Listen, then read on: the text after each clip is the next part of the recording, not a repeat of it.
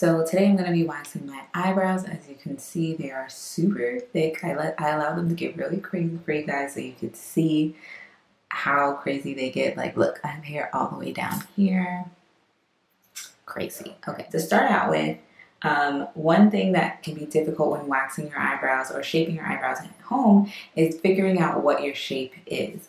So one recommendation that I have is to use a white eyeliner pencil, trace the outside of your eyebrows to give you an idea of what the shape is going to be like. And then from there, you remove all of the hairs that fall outside of the white lines. So also, just to give you, I'm going to use my little mirror, hopefully it doesn't block you guys. But just to give you guys an idea, the inside of your eyebrow, the guidelines or the recommendations are that if you place the pencil along the outside of your nose, this is where your eyebrows should begin. So as you can see on both sides, this is where my eyebrows should begin. They're pretty much there, so I don't need to wax anywhere in between my eyebrows, but if you do have hairs within that would be removed as well. As far as your arch, you line the pencil up and you cross through your pupil, so like the black part of your eye. So you're going to cross through your pupil from the edge of your nose, and about there is where your arch should be. And you can do the same on the other side, placing it on your nose, crossing through your pupil. That is where your arch should be, and it's crossing through your pupil as you look straight, because as you see when I turn, like it's not supposed to be back here. So face forward, angle it, that's where your arch should be. And then from the outside part of your nose, place the pencil, and that's how long your eyebrows should go. As you can see, this one is a little short, so I usually fill that side in. But on the other side, same thing. Laying it on the outside of your nose, that's about where my eyebrow should end. And these are just guidelines. If you want your eyebrows to be different, go right ahead. But these are just the recommendations for, how to shape it to fit your face. So then I'm going to go in with my pencil. I already have an idea of how I want my eyebrows to be shaped, and so I just go with that general idea, and you can kind of see I already have a shape going for me. So starting by outlining,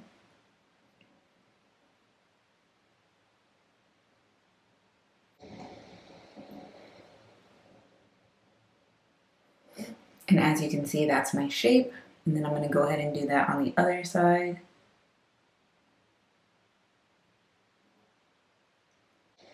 And also, just to prep your skin, you want to make sure that your skin is clean. So I've already washed my face, because when you wax, you will have some open pores. And so you don't want all of that bacteria just getting in. So I'm pretty happy with what I have. As you can see, when you shape your eyebrows, this also gives you an idea of how they compare. So I think mine, I'm going to bring this up a little higher.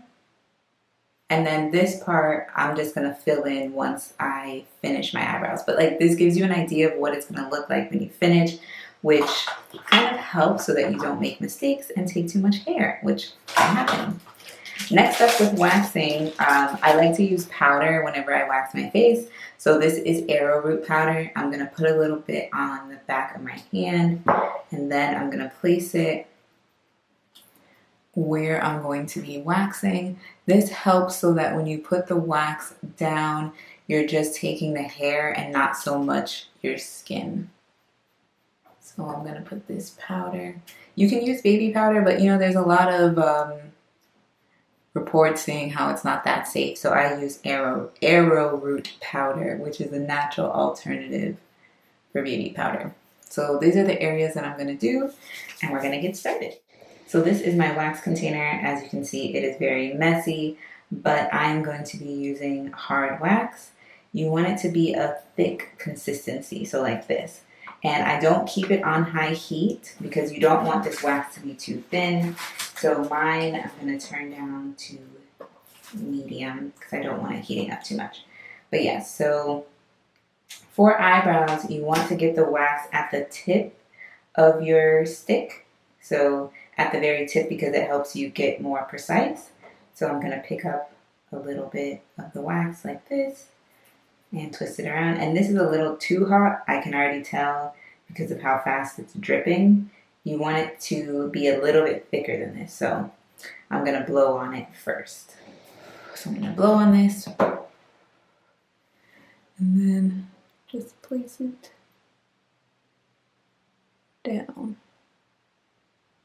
You don't want to get in your eyelid because the skin there is very thin, so you don't want to pull on that skin. So while that hardens, I'm going to go ahead and do the other side. Like I said, I'm putting the wax closer to the tip, so it allows me more precision. I'm just going to go and do the other pieces since I am limited on time. I'm supposed to be on a Zoom session in like 5 minutes. You do not have to do the top of your eyebrows. I'm just doing it to give myself a little bit more shape. Just go ahead and do the other one.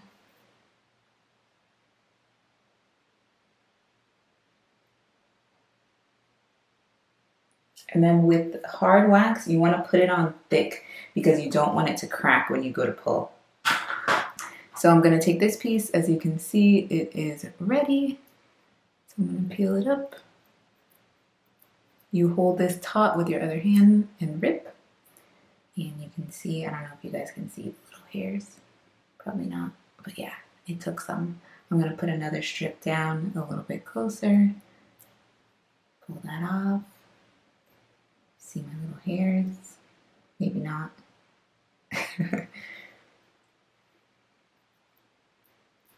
And with hard wax, I find it's a little bit harder to get closer to the eyebrow. So I will go in and pluck some of the leftover hairs.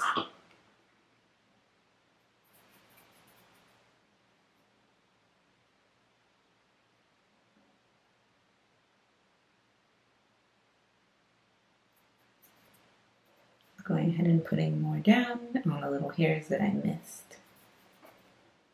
Now you can use this technique with the store-bought wax, like the wax strips, if you don't have a wax warmer at home, using the pencil to outline where the hair that you want to take off, and then placing the strip over that area.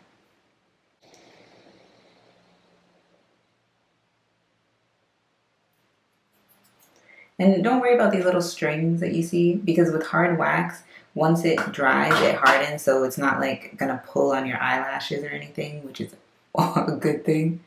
So this is hard. I'm gonna take that off.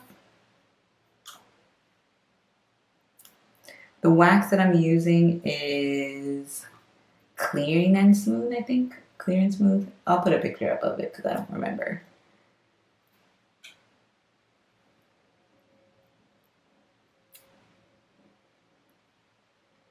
Alright, gonna wipe all of this off. Probably gonna have to use some oil. If you do have some wax left over, you can use oil to take it off. Or just like once you take a shower later on, it should come off. Now with hard wax, you can go over the area that you waxed multiple times, max 2 times. 2 times, okay? Don't do it anymore. Oh, see, I tried to take this too soon. You have to let it dry. Do not go over it more than 2, max 3. Hard wax is a little bit more gentle on the skin in comparison to soft wax. So you can go over the area. With soft wax, which is the wax that you need strips to remove, you should really only go over it once, because if you continue to go over it, that's how you get burnt and that's how you pull your skin off. So this is ready. Bam. Let me do this side.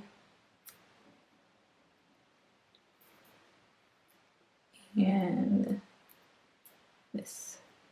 So as you can see, my eyebrows are shaped pretty well. I'm gonna go to my Zoom session and I'll come back and talk to you guys some more about shaping and aftercare.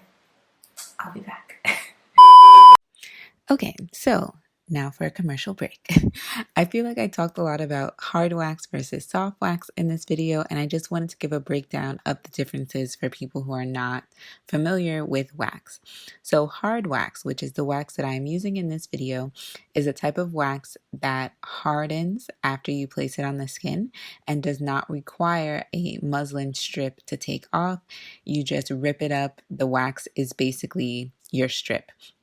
The benefits of hard wax are that it may hurt less because it doesn't really stick to the skin. It kind of grabs more of the hair in comparison to soft wax. So I prefer using hard wax on sensitive areas. So the face, maybe your bikini line, I have noticed that it definitely hurts a lot less. It doesn't irritate the skin as much, and it's best for those sensitive, small areas. There are types of hard wax that you can use on larger areas, but I just find that it requires more technique and skill to be able to pull it up as one strip on a larger area.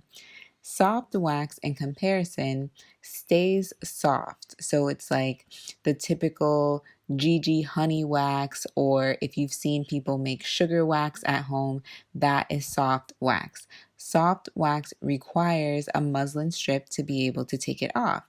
There are differences for some waxes, but for the most part, when you apply soft wax, you apply it thin and then apply the strip and rip it off. In comparison to hard wax, which you need to apply a lot thicker to be able to use it as a strip to take off without applying a muslin strip on top.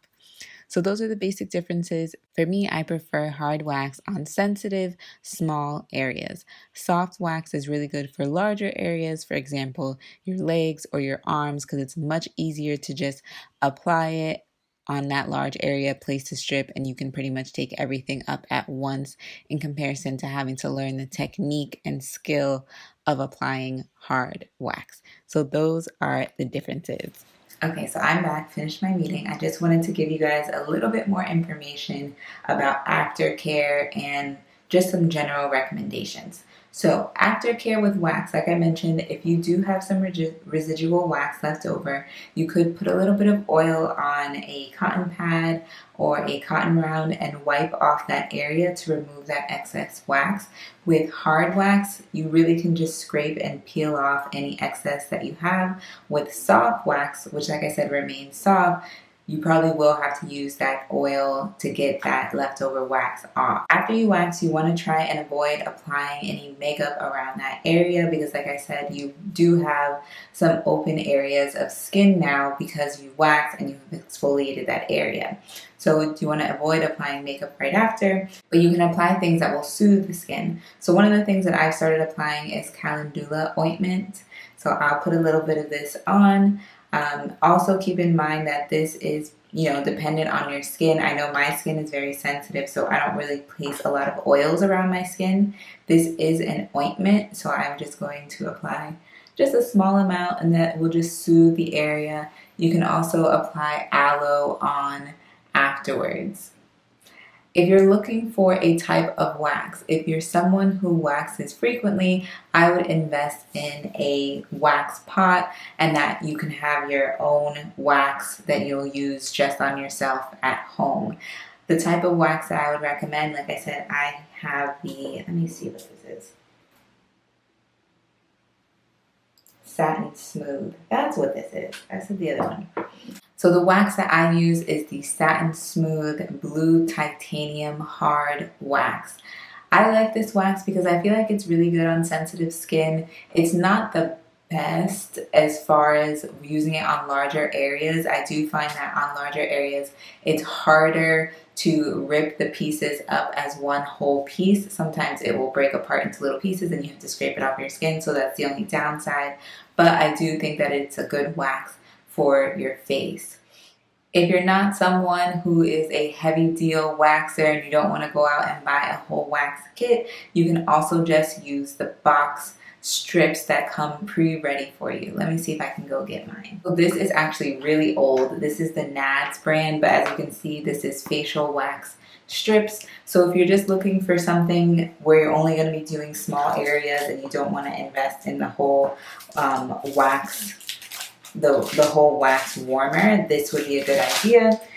So when you get them, and I'm not necessarily endorsing this brand, this is just what I have, but when you get them, they come like strips like this, and in the center already has the wax loaded for you. So you're going to peel this up and you would actually get 2 uses out of it. So I'll do an example like on my fingers. I have a little hair here. So, well, before you peel it off, let me do that. Before you peel it up, you're going to warm it in your hands like so, and that's going to soften the wax. This is soft wax. So like I said, soft wax requires a strip. It does not get hard.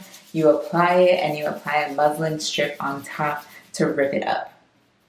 So now that this is a little bit warm, and like I mentioned, it has softened the wax, I'm going to separate the strips and I'm going to show you guys how you would use this.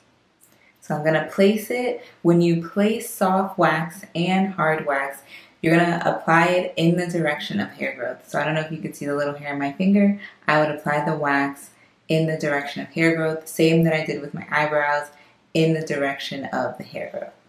So I'm going to place that down like this. You're going to rub it to help it stick. Now, I'm not going to put powder because like this is my finger and my finger has pretty thick skin. If I had a third hand, I would hold this taut. You want to make sure that your skin is held taut. Oh, I'm going to use my thumb. So I'll use my thumb on this side to hold it taut because it keeps the skin from moving, and that's what causes a lot of pain because you have that traction on the skin. So I'm going to pull that off. It took a few hairs, but there's still a few left. So I'm going to do it one more time. And like I mentioned, with soft wax, you do not want to go over the skin multiple times. Try and just do it once. If there are hairs left over, just pluck whatever hairs are left over. So I'm going to do this again. And there you go. All the hair is gone, and you see my little finger hairs on the other side. So these strips are a good option for small areas. You're not trying to invest in, a whole wax kit, but you just want to be able to do your eyebrows at home. So you would do the same thing that I did. You would outline the area, the hairs that you want to take off, put down your powder, and then line this up where you see the wax. You would line it up on the areas that you want to remove, hold the skin taut, and rip it back the other direction. I also wanted to give a disclaimer that, take this into your own hands. Waxing is not something that is 100% foolproof. There are some people who have allergic reactions to their waxing, and there are people that you will get bumps, which looks like an allergic reaction, but it could be because either the bacteria got into your skin or the technique wasn't correct. And so definitely take that into account when you decide to do this at home, that you want to make sure that your face is clean. That decreases the amount of bacteria on your skin and will decrease your chances of your skin getting infected, getting folliculitis, or anything like that. You want to protect your skin. So like I said, putting the powder down helps to prevent from you exfoliating too much of your skin. You want to make sure that the wax is not too hot. So I would recommend maybe doing a test area on your hand before applying it to your skin because you do not want to get burnt either. And then, like I said, following the guidelines for aftercare. So not applying makeup directly after, maybe waiting until the day after to apply makeup to that area. Don't touch your face, and just keep in mind the type of wax. So you want to make sure that it is clean. So if you're using your own home wax, don't share that wax with other people because especially if you're double dipping, you're introducing that bacteria back into your pot. So it is good to use a new popsicle stick each time, or simply switch it around and use the other side instead of dipping back in the same wax. And then also keep in mind that different waxes will react with your skin differently. So like this wax works very well on my eyebrows, but I once tried to do my sideburns and it was terrible. So just keeping that in mind, do your research on the type of wax you would like to use, and just be careful. Like, I hope this was helpful. Maybe I'll do some other waxing videos, like how I wax my legs or my underarms or something like that later. If you guys have any questions, be sure to leave them down below. But I will see you in my next one. Also, don't forget to subscribe. You're already here. You don't want to miss my next video, so subscribe.